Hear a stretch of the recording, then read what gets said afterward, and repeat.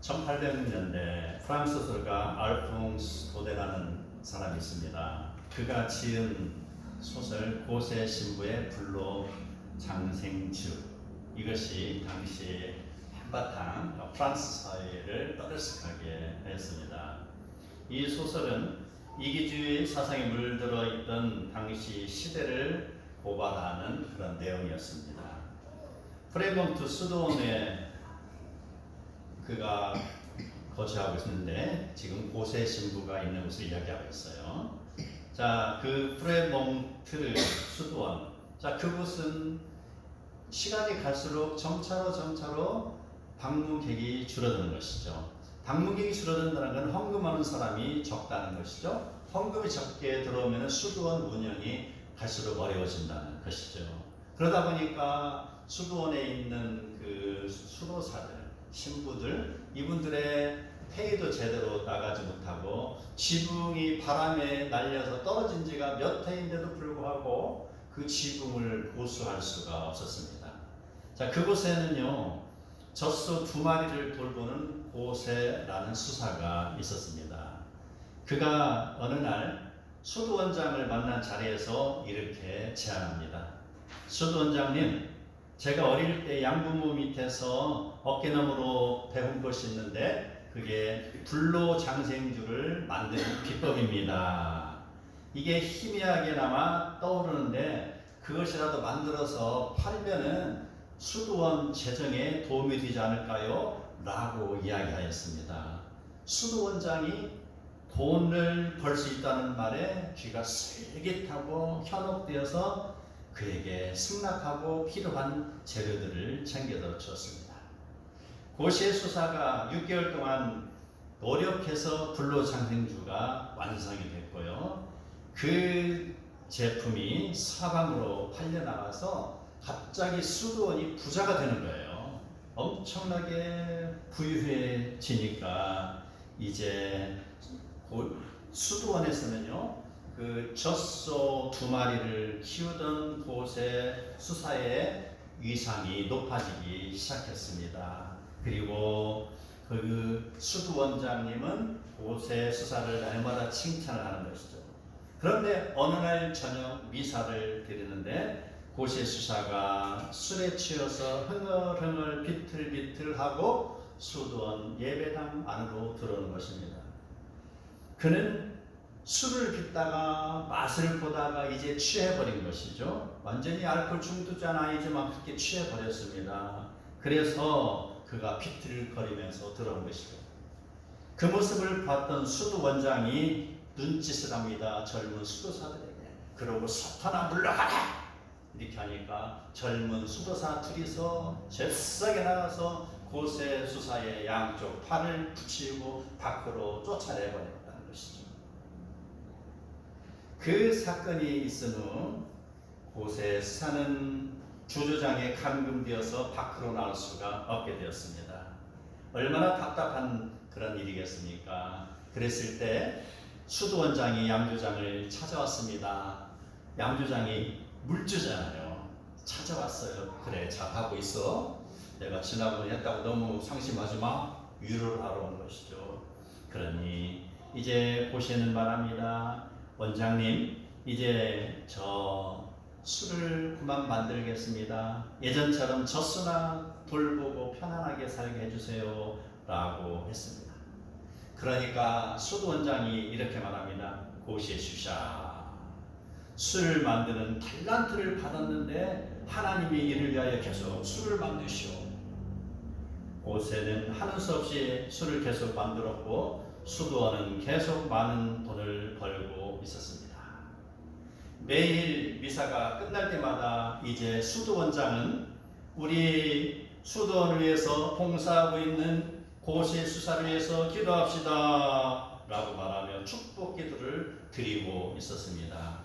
그러나 축복 기도가 수도원에 울려 퍼지면서 고세 수사의 영혼과 육체는 주조장에서 서서히 죽어가고 있었습니다. 이게 그 소설의 내용입니다. 알퐁스 도테는 바로 수도원 사람들의 이중성을 고발하고 있습니다.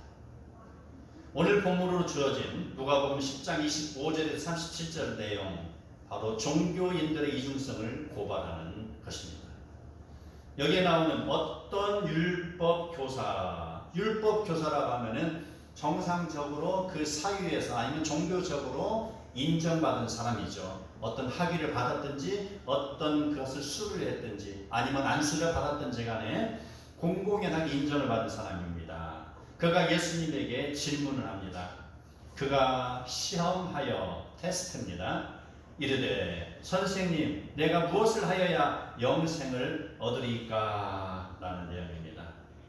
율법교사는 지금 자기의 위치가 높은 위치에 있습니다. 그런데 예수님은 바로 그러한 어떠한 절차도 없이 그저 하나님의 아들이라고 나와서 이야기하니 자기는 그를 얕잡아보는 것이죠.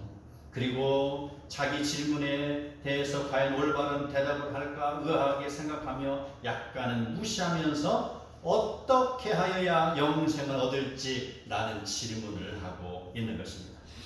영생이라는 것, 인간의 어떤 노력에 의해서 얻어지는 것이 아닙니다. 돈을 많이 냈다고 얻어지는 거 아닙니다. 어떠한 자기의 자선 행위를 했다고 얻어지는 거 아닙니다. 오직 하나님의 은혜에 의하여 얻어지는 것이죠. 은혜가 먼저라는 것이죠. 네. 자, 그런데 우리는 여기서 잠깐 짚고 넘어갈 거, 은혜에 의해서 구원이 이루어지는데, 영생이 이루어지는데 거기에는 믿음이 결부되는 것이죠. 그래서 하나님을 바라보는 믿음, 이것은 명사형입니다. 제가 몇 달 동안 계속해서 이야기한 거 다시 한번 요약합니다. 이 명사형과 동사형이 결부될 때 믿음이 완성이 되는 것입니다. 네. 우리는 그걸 꼭 잊으시면 안 되겠습니다. 네. 자, 여기에서 이야기하는 건 지금 하나님의 은혜가 강조되고 있습니다. 오직 율법교사는 어떤 선행에 의하여 얻어지는 것으로 생각하고 있는 것, 지금 이것을 지적하고 있는 것이죠. 은혜가 빠진 선행을 지금 이야기하고 있습니다. 그러한 질문을 하고 있는 율법교사에게 예수님이 말씀하십니다. 율법에 무엇이라 기록되었으며 네가 어떻게 읽느냐라고 역질문을 하고 있습니다.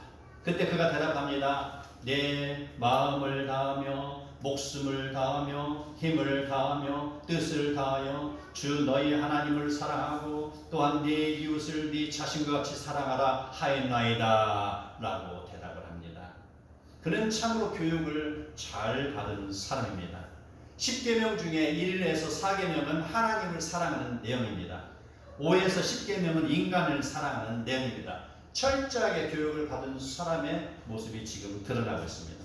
그런데 율법교사가 생각하는 내 이웃이 누구인가? 이게 중요하다는 것이죠. 내 이웃.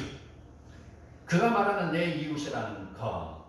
이 세상에 사는 사마리아인이나 이방인을 포함한 모든 민족을 말하는 것인지 아니면은 자기의 동족이나 종교권에 있는 한 울타리에 있는 사람을 말하는 것에 대한 명확한 경계가 없습니다.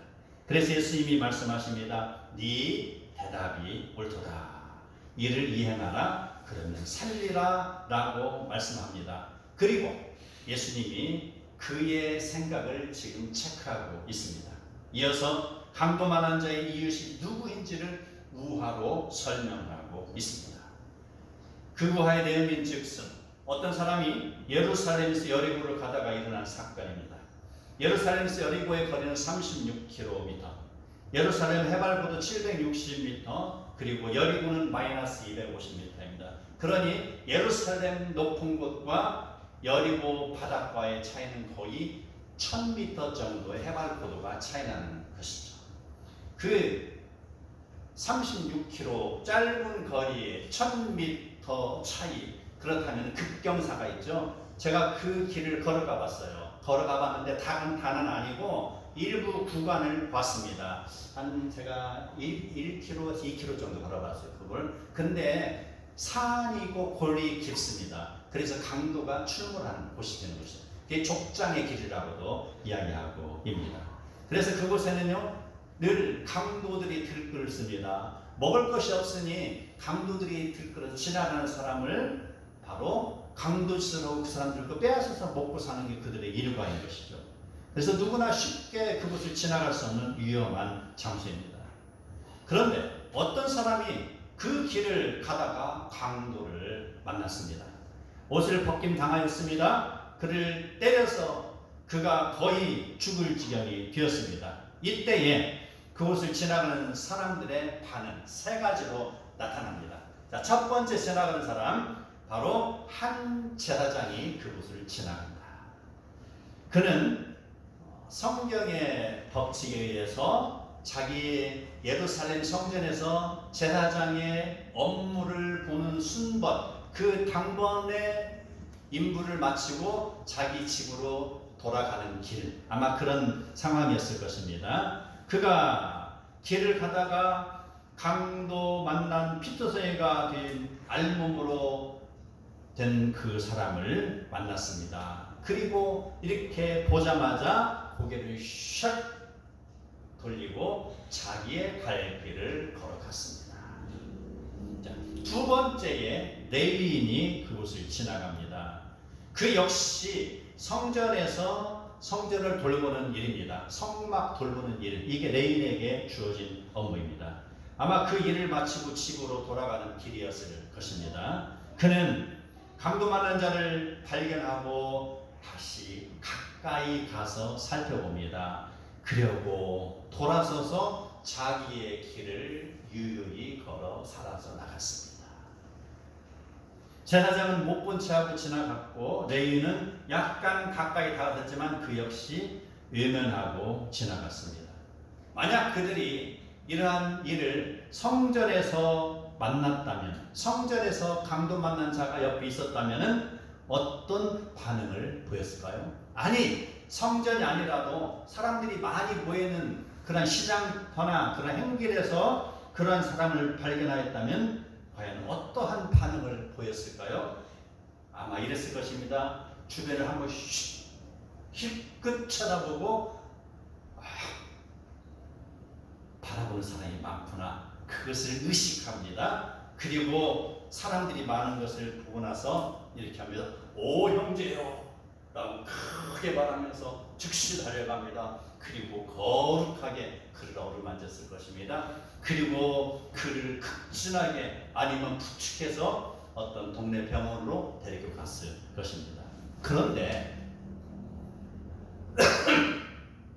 지금 그들이 만난 자리, 그곳에는 강도 만난 자를 만난 자리, 그곳에는요 자기를 바라보는 이 하나도 없는 혼자인 상태입니다.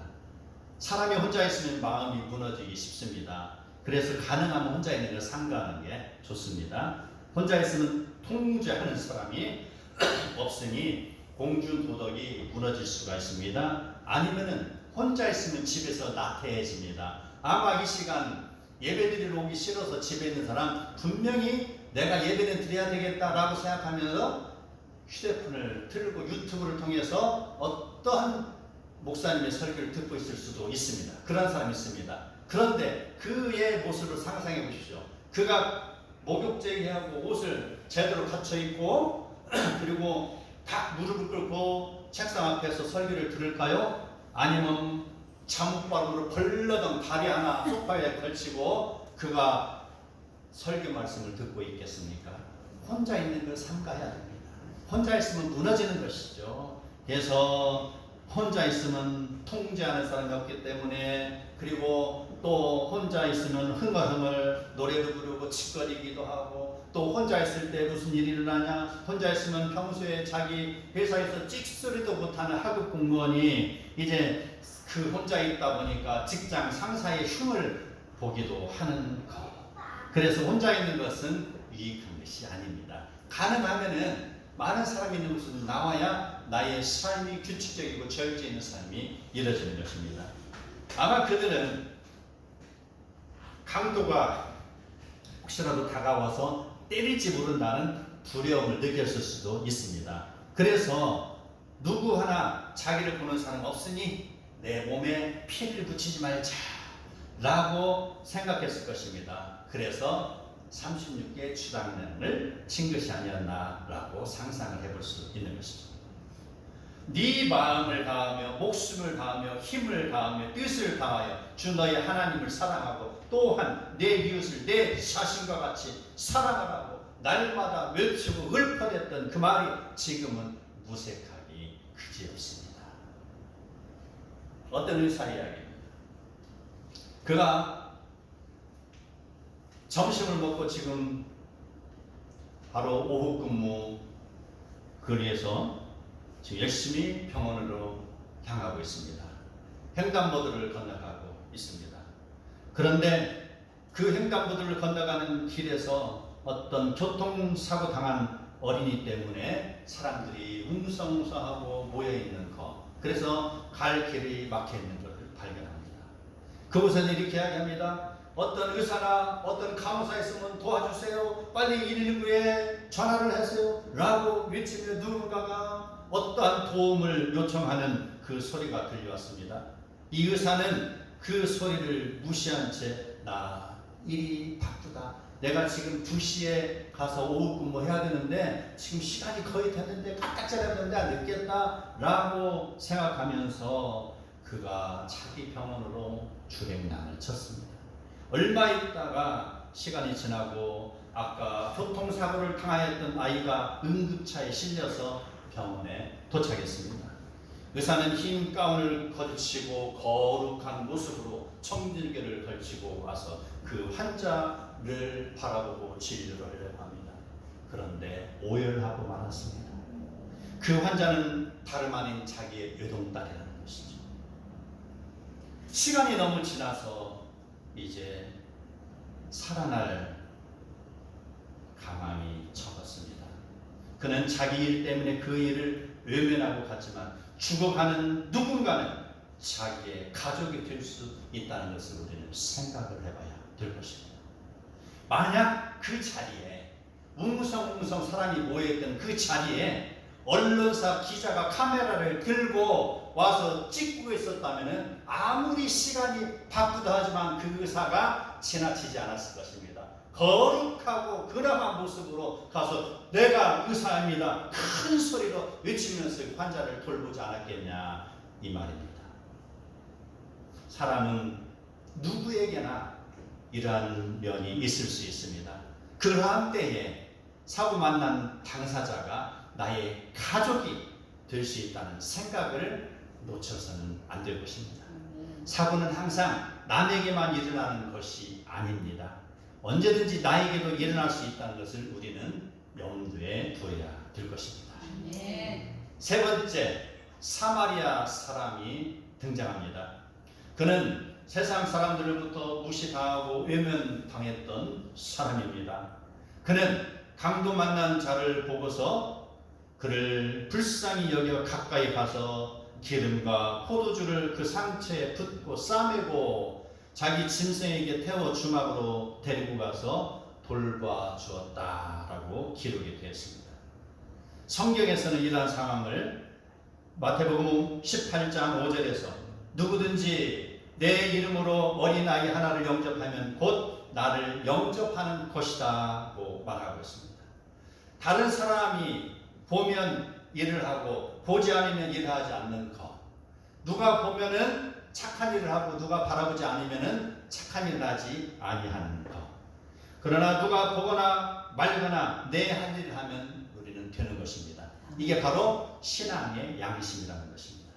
어떠한 보상을 바라보거나 누구를 의식하지 말고 일을 하면 하나님이 그 사람을 보시고 보응해 주실 것입니다. 예수님이 그 율법학자에게 묻습니다. 네 생각에는 이 세 사람 중에 누가 강도 만난 자의 이웃이 되겠느냐? 그러자 율법학자가 말합니다. 자비를 베푼 자니이다 라고 대답합니다. 분명히 예수님께서는 세 번째 사람이 사마리아 사람이라고 말했잖아요. 그런데 그 율법학자는 자기들이 멸시하는 사마리아 사람이라는 말이 차마 입에서 떨어지지 않는 것이죠. 그래서 자비를 베푼 자니이다 라고 대답하였습니다. 그는 남자일 것이고요. 그는 아마 등치게나 있는 사람일 수도 있고요. 그는 세상에서 존경받는 사람이었을 수 있겠지만 그는 참으로 용기가 없는 사람입니다. 율법을 그토록 자랑하고 주장하였으나 정작 그는 율법 앞에서 비겁한 자입니다. 이런 일이 있습니다. 안식일에 어떤 유대인이 엘리베이터 앞에 서 있습니다. 엘리베이터 누르고 올라가면 되는데 서 있는 거예요. 왜 그럴까요? 엘리베이터 버튼을 누르는 것이 안식일날 일하는 거에 저촉이 되는 것입니다. 그래서 이걸 누르지 못하고 있는 거예요. 그래서 요즘은 보면은 유대인들 빌딩에는 그냥 다 눌러놓는데요. 다 그 기기를 다시 작동을 해가지고 어느 층이든지 열리고 닫히고 그래서 1층에서 20층은 층층이 올라갔다 내려갔다 이렇게 하는 것이죠. 자, 그런데 그 당시에는 이것이 없었나 보죠. 그래서 사람이 오기를 기다립니다. 그리고 마침 다른 사람이 가까이 오자 여보시오 이 버튼 좀 눌러주시오. 어이 당신 손이 없어? 아니요 좀 눌러주시오. 저 사정이 있습니다. 알았어. 그리고 열어주니까 아니 몇 층도 좀 눌러주시오. 그렇게 하고 엘리베이터를 타고 올라갔습니다. 자, 그 사람 자기는 지금 안식일을 지킨다고 자부하고 있죠. 나는 거룩한 사람이야. 나는 택함 받은 사람이야. 라고 말하면서 지금 안식일을 지키고 있는 것이죠. 그 버튼도 안 눌렀으니까 나는 이제 천국 백성이구나. 나는 하늘을 나라 가는 거 티켓을 이제 확실히 따는 거야. 라고 지금 그는 뿌듯해하고 있을 것입니다. 그러나 반대로 생각해 봅시다. 자기를 대신해서 지금 버튼을 누르는 사람은 어떻게 되는 거예요? 자기는 일을 안 했기 때문에 천국을 가는 것이고 그는 안식일이 있기 때문에 지옥 가는 거 아니냐는 거죠. 그 논리가 형성이 되잖아요. 얼마나 이율배반적인 태도입니까? 여리고 가는 길에서 강도 만난 자, 바로 그 만난 사람이 죽건 말건 제사장이나 레인에게는 관심이 없는 것이죠. 과연 율법이 사람을 살리는 것입니까? 사람을 죽이는 것입니까? 그 율법 때문에라는 것입니다. 그 율법 때문에 엘리베이터 버튼을 누르지 못하고 그 율법 때문에 내가 내 몸을 더럽히지 않아야 된다는 그 율법 때문에 바로 죽어가는 사람들을 외면하는 것. 자기의 이익만을 쫓아가는 이율배반적인 저들의 모습을 예수님이 지적하고 있습니다. 예수님이 지금 우리에게 묻고 계십니다. 누가 강도 만난 자의 이웃이냐고. 갈라디아서 5장 13, 14절에 형제들아 너희가 자유를 위하여 부르심을 입었으나 그러나 그 자유로 육체의 기회로 삼지 말고 오직 사랑으로 서로 종로로 하라. 온 율법은 내 이웃을 사랑하기를 네 자신같이 하라 하신 한 말씀에서 이루어졌나니. 율법 중요합니다. 율법은 길을 안내하는 지도와도 같은 역할입니다. 그래서 성경은 율법을 일컬어서 몽학선생이다 라고 이야기하고 있죠. 율법의 완성은 사랑입니다. 율법의 그 가르침에 침몰되어서 거기에 주저앉으면 안 된다는 것이죠. 율법의 완성이 사랑의 단계를 우리는 바라봐야 된다는 것입니다. 예수님이 인간 구원을 이루시기 위하여 이 땅에 오신 것은 사랑의 실천을 위한 것입니다. 율법은 사람을 정죄하고 분열을 조장할 수 있습니다. 그러나 사랑은 죽어가는 사람을 치료하고 보살펴주는 실천입니다. 좋은 친구는 그리스도의 사랑을 실천하는 자입니다. 오래 참고 온유하며 시기하지 아니하며 자랑하지 아니하며 교만하지 아니하며 무례히 행하지 아니하며 자기의 유익을 구하지 아니하며 성내지 아니하며 악한 것을 생각하지 아니하며 불의를 기뻐하지 아니하며 진리와 함께 기뻐하는 것. 좋은 친구는 바로 모든 것을 참으며 모든 것을 믿으며 모든 것을 바라며 모든 것을 견디는 것. 이게 바로 좋은 친구요 사랑을 실천하는 모습인 것입니다. 그러므로 사랑의 실천은 강도 만난 자의 이웃이 되며 믿음을 실천하는 것입니다. 믿음을 실천함으로 하나님 나라의 의를 이뤄가는 복된 성도가 다 되시기를 축복합니다. 아멘.